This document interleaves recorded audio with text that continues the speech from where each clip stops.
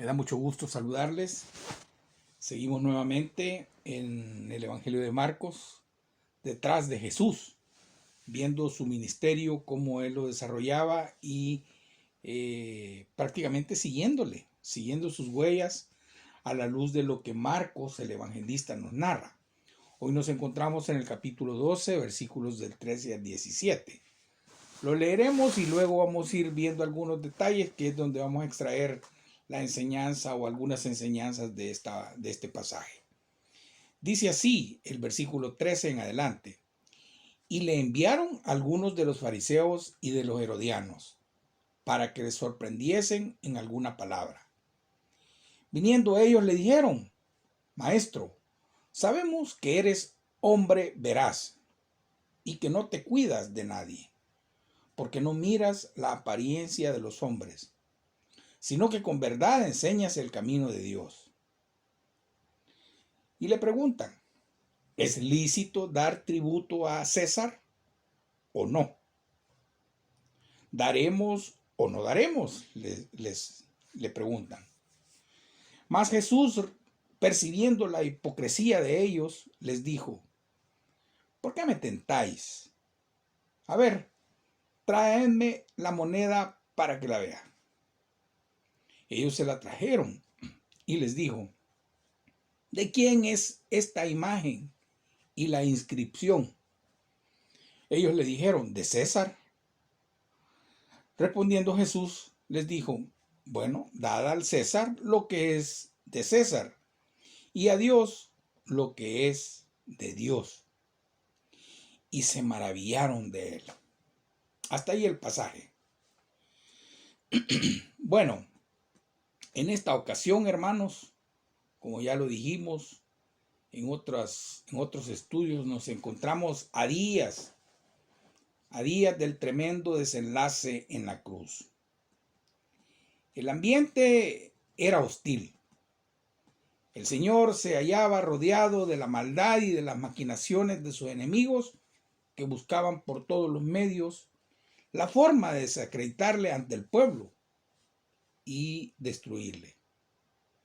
Por esta razón, a lo largo de estos pasajes, vemos cómo los diferentes grupos del judaísmo se presentan ante el pueblo, ante Jesús, con preguntas maliciosas que tienen como único fin tenderle una trampa en la que poder atraparlo.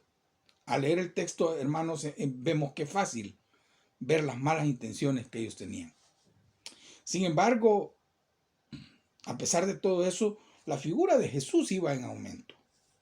Su popularidad estaba casi al tope, manifestando con especial realce su autoridad espiritual.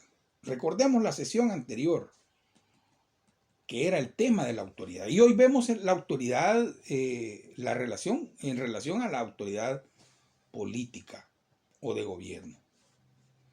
Vemos pues cómo dos grupos rivales entre sí se reúnen para presentarle una pregunta sobre un tema que mantenía dividida a la sociedad judía en su tiempo: la cuestión del pago del impuesto a Roma.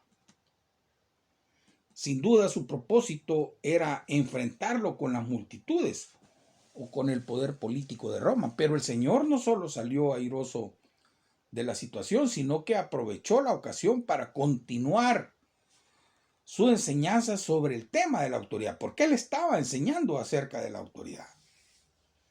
En los pasajes que hemos dejado atrás, vimos la autoridad de Cristo frente a los gobernantes religiosos del judaísmo. Ahora vamos a considerar, como dije, la autoridad frente a los poderes políticos de su tiempo. El capítulo 12, en el versículo 13, comienza diciendo que Jesús enseñaba en el templo y fue abordado por una extraña delegación. A más de alguno le resultará sorprendente ver llegar juntos a un grupo de fariseos con otro de herodianos. Como dije antes, en estos grupos existía una profunda enemistad. Los herodianos constituían un partido político que apoyaba al gobierno de Roma y a la dinastía de Herodes, muy simpatizantes con la cultura helenista. Los fariseos, por el contrario, eran una secta religiosa del judaísmo que se caracterizaba por su patriotismo y por defender los principios de la ley de Dios conforme a la tradición de los ancianos. Por aquellos tiempos era difícil imaginarse dos grupos más opuestos, pero sin embargo dejaron a un lado sus diferencias y se aliaron contra Jesús porque lo veían como un mayor oponente. Es importante mencionar que esta no fue la última ocasión en la que el poder político y religioso se ha unido contra Cristo y su evangelio. Pero veamos la pregunta. Notemos primeramente cuáles eran las intenciones reales de la pregunta. Y ellos no deseaban aprender. Jesús estaba aprendiendo, estaba enseñando y ellos lo interrumpen.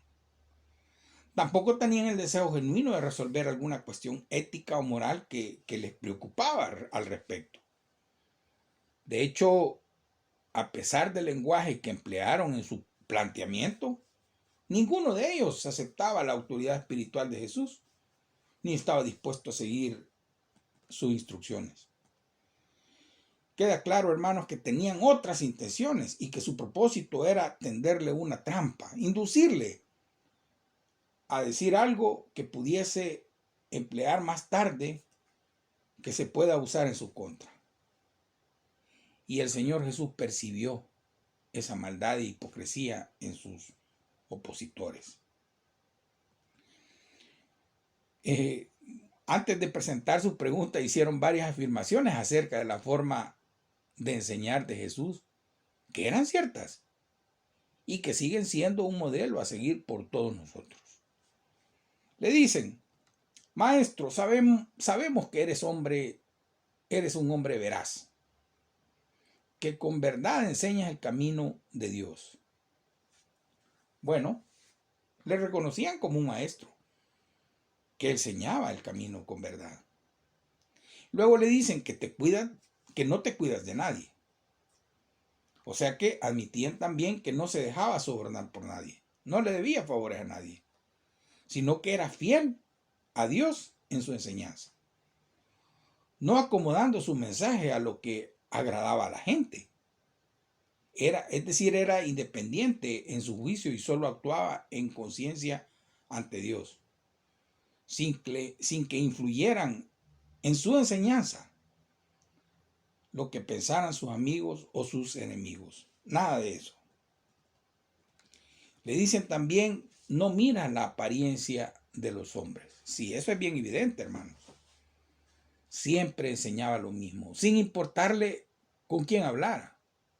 Para él era lo mismo tratar con un pobre que con un rico, con un sabio o con un ignorante, con un amo o con un esclavo.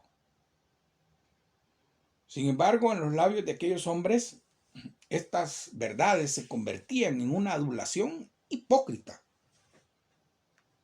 Su verdadero propósito era disipar las sospechas que pudiera tener Jesús y comprometerle a dar una respuesta con la que perdiera toda su reputación ante el pueblo y le enfrentara con el gobierno romano. Dicho esto, en cuanto a la situación por la que Jesús atravesó, no estará de más que nosotros mismos recordemos que debemos ser especialmente cautelosos cuando la gente nos está adulando. Hay que tener cuidado. Por lo general, los halagos vienen con un dardo venenoso detrás de ellos. Entonces le dicen: es lícito dar tributo a César. Después de una gran palabrería llena de halagos, finalmente hacen su pregunta sobre algo que la sociedad judía era muy sensible, como era el impuesto. Y sigue siendo sensible, hermanos. Eso no lo podemos negar. Primeramente, les ocurría que lo que a todo mundo, ¿verdad? El tema económico. Pagar tributo se suponía era aceptar el dominio romano. Era como legitimarlo. También cuestiones religiosas. No debemos olvidar que la moneda usada para pagar el tributo llevaba la imagen del emperador, quien se atribuía un carácter divino y pretendía tener autoridad sobre tanto en asuntos políticos como en espirituales. Así que no es difícil darnos cuenta de que la pregunta había sido formulada con verdadera astucia y estaba pensada para ponerle entre la espada y la pared. Pero la cuestión suscitada en este pasaje nos lleva a preguntarnos también por otros temas. Y ya en otros estudios hemos considerado que el Señor Jesús enseñaba reiteradamente a sus discípulos que Él no iba a establecer su reino dirigiendo un levantamiento armado que terminara con un poder opresor en Roma. Pero podía quedar la duda de si Él pretendía liberar a su pueblo por medio de una desobediencia civil. El Señor exclama: ¿por qué me tentáis?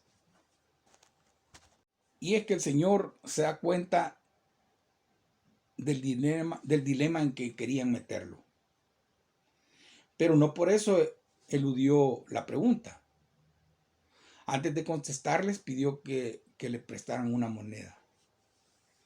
Y al hacerlo, Jesús tenía una doble intención. Primero tenía que enseñarles que el momento que había empezado a utilizar la moneda, implícitamente habían aceptado también la autoridad del emperador, que era quien garantizaba su valor y quien exigía también el impuesto. Y segundo, quería inspeccionar la moneda con ellos, en especial su imagen y la inscripción que aparecía en ella. Al hacerla, ellos tuvieron que reconocer que la imagen de la moneda era de César.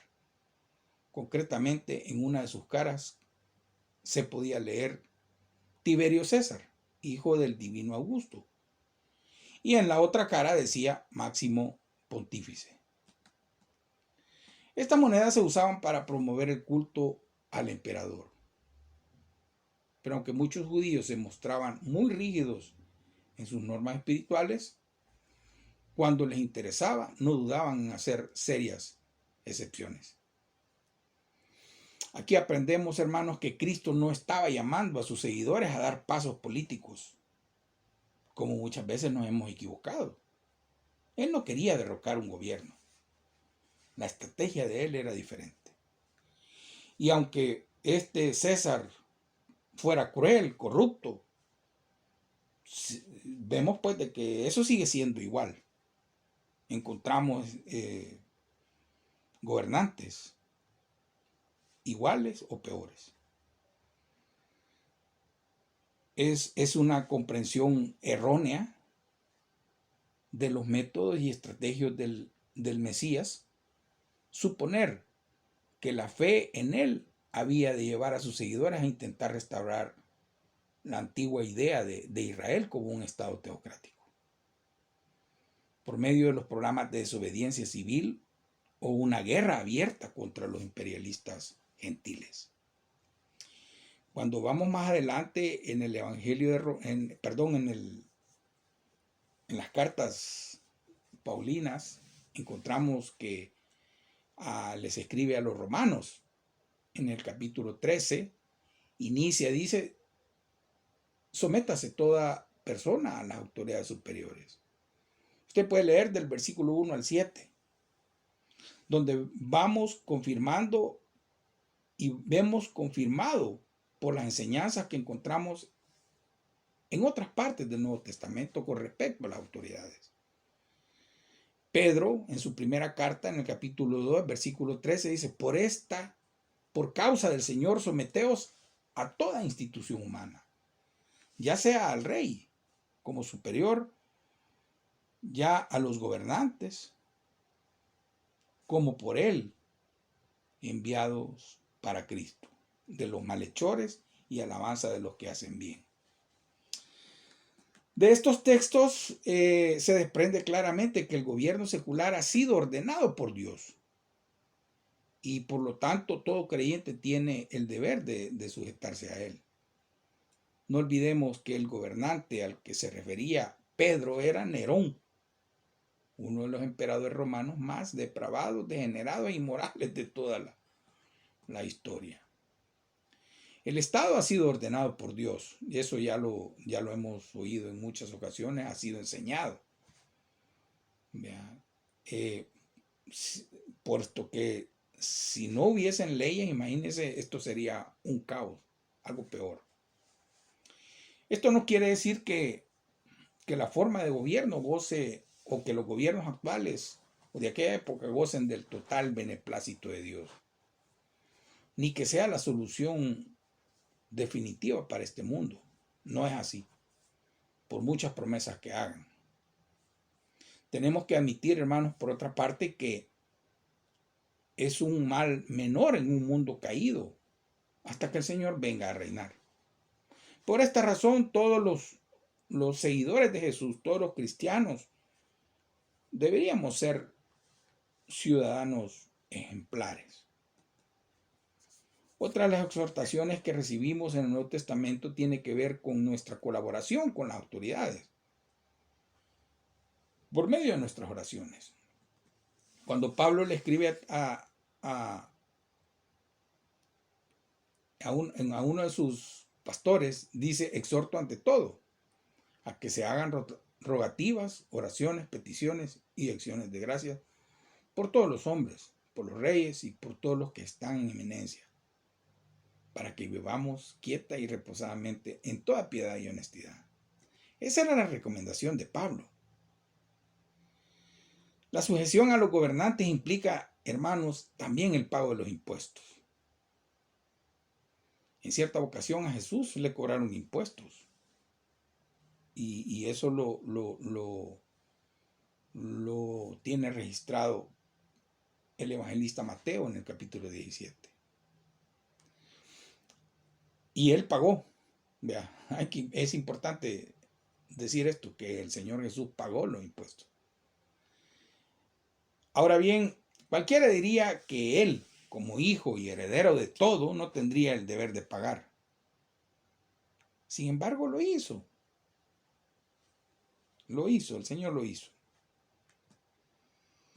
A la vista de esto, pues, todos los cristianos debemos tener el deber de plantearnos nuestra actitud ante las autoridades. Y tiene que ver con el pago de los impuestos, ¿verdad? Ahí tenemos el ejemplo del Señor. Como conclusión, el Señor había contestado a ambos la pregunta. Había denunciado la santurronería de los fariseos y les había dicho que no debían rehusar pagar sus tributos a César. Al tiempo, también había condenado la mundanalidad de los herodianos, que no daban a Dios lo que le pertenecía. El pasaje concluye que se maravillaban de él.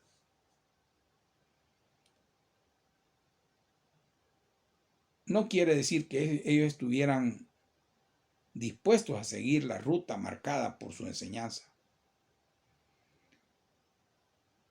Que nosotros no nos quedemos solo impresionados por la sabiduría demostrada. No podemos quedarnos maravillados de lo que el Señor Jesús hacía y decía,